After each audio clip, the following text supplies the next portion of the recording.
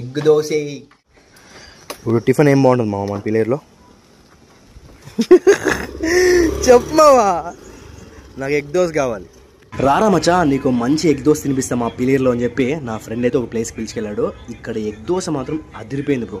వీళ్ళు యూజ్ చేసే ఈ కారం మాత్రము టేస్ట్ పరంగా మాత్రం అదిరిపోయింది. వీళ్ళు హోమ్లోనే ప్రిపేర్ చేసుకొస్తారండి ఈ కారం మాత్రం. టేస్ట్ పరంగా మాత్రం దోశకి ఎగ్ దోశ ఈ కారం వేసి తింటుంటే ఆహా అదిరిపోయింది బ్రో. మేమైతే 4 ఎగ్ దోశలు ఒక ప్లెయిన్ దోశ అయితే ఆర్డర్ చేసాం. నా ఫ్రెండ్ గారు చూడండి ఏం చేస్తున్నాడు. ఫైనల్గా మన దోశ అయితే వచ్చేసింది అనమాట. ఇంకా టేస్ట్ పరంగా చూస్తే మాత్రం చాలా అంటే చాలా బాగుంది. కొంచెం చట్నీలో కొంచెం వాటర్ ఎక్కువైనట్టుంది కానీ టేస్ట్ మాత్రం బాగుందనమాట. ఇంకా 4 ఎగ్ దోశలు ఒక ప్లెయిన్ దోశ ఒక వాటర్ బాటిల్ 150 రూపీస్ ఛార్జ్ చేశాడు. వర్త్ అనిపించింది నాకైతే. ఇక సరిపోలేదని చెప్పేసి మా వాడు ఇంకో ఎగ్ దోశ కూడా తిన్నాడు అనమాట. అవును బ్రో, నువ్వేం ఎగ్ దోశలు తింటావు?